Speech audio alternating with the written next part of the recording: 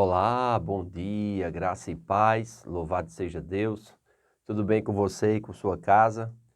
Eu fico feliz em poder compartilhar com você, né, essas minhas experiências e também esses comentários bíblicos na visão daquilo que eu acredito e nos fatos do que eu tenho aprendido com a Bíblia. Amém? Aqui nós vemos Abraão comissionando seu servo Eliezer a fazer uma viagem de aproximadamente 800 quilômetros para ir buscar uma esposa para o seu filho, né? Algo realmente desafiador, mas o servo estava acostumado, né, a fazer viagens com o seu senhor, o servo estava acostumado a servir o seu senhor e ver os atos milagrosos de Deus na vida daquele senhor, ver as intervenções divinas. Então, ele acaba como que de tabela, sendo abençoado e aprendendo também a buscar ao Senhor, por aquilo que via em Abraão, pelas experiências que Abraão tinha vivido e contava para ele a respeito do Deus dos céus, a respeito do Deus Jeová Jireh, aquele que provê, aquele que é presente nas nossas vidas. Esse servo também tem aprendido, né, a depender de Deus, a andar com Deus. Diz assim, versículo 10 do capítulo 24. Tomou o servo 10 camelos do seu senhor e, levando consigo de todos os bens deles, levantou-se e partiu, rumo à Mesopotâmia, para a cidade de Naor. Fora da cidade, fez ajoelhar os camelos junto ao poço de água, à tarde, hora em que as moças saem a tirar água. E disse consigo: Ó Senhor, Deus de meu senhor Abraão, rogo-te que me ajudes hoje e uses de bondade para com meu senhor Abraão.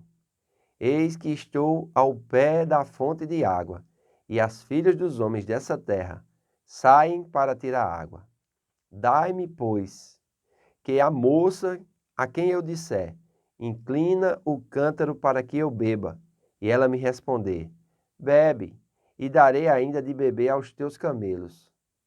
Seja aquela que designaste para o teu servo Isaque, e nisso verei que usastes de bondade para com o meu Senhor. Olha, o tempo todo a oração é feita em nome do Senhor. Amém? Ele está querendo algo para favorecer ele, mas o tempo todo, em nenhum momento, ele está pedindo em nome dele mesmo. Mas ele está pedindo pelaquilo que ele observava do relacionamento com o seu Senhor, né, e Deus. É interessante, diz que ele levou 10 camelos, amém? E consigo parte dos bens, né, de Abraão. Então realmente era uma caravana desafiadora, amém? Os camelos antigamente eram animais que poucas pessoas tinham, amém? E era mais ou menos como se saísse aqui com 10 carros, cheios de bens, de coisas, né, mantimentos, porque a viagem realmente era uma viagem que necessitava de consumir alimento, de consumir água. Os camelos bebiam aproximadamente 180 litros de água e passavam um bom tempo aí, né, com aquela água alimentando e nutrindo eles diante das viagens que eles tinham que fazer. Ainda tinham os perigos dos salteadores. Então, realmente era uma viagem desafiadora, onde ele precisava da mercê, da misericórdia e da bondade de Deus. Você já se viu diante de momentos como esse? Que você sai e muitas vezes sai levando tudo que você tem, né? E confiando em Deus que você vai ser bem sucedido e vai voltar. É mais ou menos isso que acontece com quem sai a trabalho. Vendedores, representantes, amém? Ele sai simplesmente para passar uma semana viajando, negociando e confiando em Deus que ele vai ter favor aonde ele chegar, né? E aquilo acaba fazendo parte da sua vida que se torna natural para ele. Para outra pessoa que vai ouvir sobre aquilo ali vai achar meio incomum e vai achar meio complicado, amém? Mas para aquele que já está acostumado, se torna algo simples. Ele estava diante de um desafio mesmo. Amém? Com a posse desses camelos, que representava um bom recurso financeiro, e além dos bens do seu senhor, e rumo à Macedônia, a cidade de Naor, era uma distância aproximada de 800 quilômetros. Amém? Hoje, para a gente andar 800 quilômetros num carro a 100 quilômetros por hora, em 12 horas, né, saindo de 6 da manhã e chegando 6 da noite, com algumas refeições que você vai ter paradas para fazer refeições, você vai andar em um dia. Aqui, nessa época, não era da mesma forma.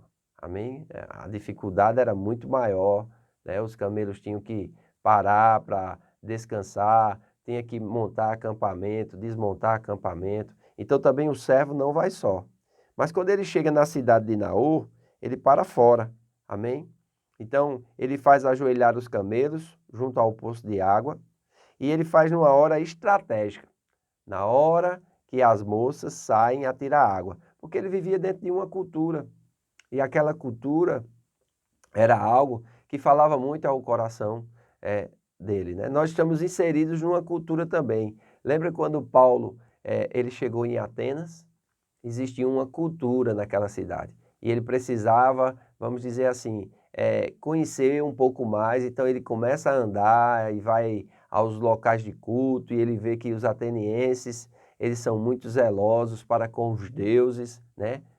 Os historiadores dizem que em Atenas havia mais deuses do que homens. Então veja, a quantidade de deuses e politeístas como eles eram.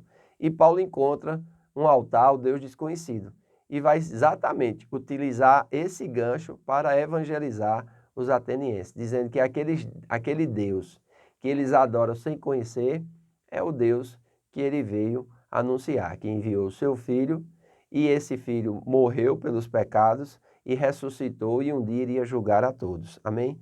Então, ele coloca aqui diante do Senhor e ele pede, né?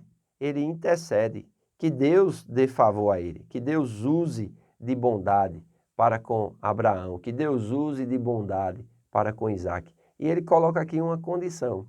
Senhor, a moça que eu pedi água e ela me dê de beber, e também disser que vai dar de beber aos meus camelos, essa será a moça que o Senhor designou para o teu servo Isaque. E nisso eu verei que usasses de misericórdia, de bondade, de mercê para com o meu Senhor. Amém? Então é muito importante nós atentarmos para isso e entendermos isso. Hoje em dia, esse tipo de oração não é recomendável, né? Normalmente, a tal oração não é recomendável. Porém, ocasionalmente, Deus a honrará, como ele fez nesse caso. O servo sabia muito bem que o Deus de Abraão era um Deus de milagres, e ele havia observado com atenção as suas bênçãos ao longo do tempo. Você tem costume de anotar as bênçãos, de fazer anotações como registros das intervenções divinas na sua vida? Não? Então, que bom você começar hoje a anotar as intervenções. E outra coisa, aquelas que você for lembrando de coisas impossíveis na sua vida, que foram intervenções divinas, você anotar e fazer um memorial. Isso vai fazer com que você se lembre de que o seu Deus é um Deus de milagres. Amém? De que o seu Deus, ele realiza verdadeiramente o impossível, não somente na vida dos outros, mas também na sua própria vida. Esse memorial vai servir para quando você estiver diante de impossibilidades novamente, você abrir essas intervenções passadas e começar a se inspirar, crendo que Deus também fará intervenções no teu presente, para te projetar para o teu futuro. Amém? E é interessante, ele vai fazer essa colocação aqui e vai entender, Senhor, eu acredito que isso será um sinal da tua parte. Hoje nós temos as Escrituras, hoje nós temos o Espírito Santo. Naquela época eles não tinham e era difícil essa comunicação com Deus. Amém? Hoje as pessoas dificultam muito a comunicação com Deus, primeiro porque elas não buscam, né? Tiago diz, vocês pedem, não recebem, porque vocês pedem mal. Amém? E Jesus disse, olha, vocês não têm porque não pedem. Peçam e recebam. Às vezes a gente fala sobre os problemas, mas não ora a Deus pedindo solução pelo problema. Você já pediu a Deus solução por esse problema que você está enfrentando hoje? Que tal parar tudo e fazer isso agora? Amém? Eu quero parar e quero orar pedindo a Deus solução por algumas coisas que eu estou enfrentando. E eu vou crer que Ele vai usar para comigo da misericórdia e da bondade que Ele usou aqui para com esse servo e para com Abraão e para com Isaac. Amém? Nós vamos ver o encontro dele com Rebeca, mas somente amanhã. Que Deus te abençoe, que você tenha um dia pleno na presença de Deus. Faço votos por tua prosperidade e saúde, assim como é próspera a tua alma. Que Deus te abençoe e tenha um bom dia.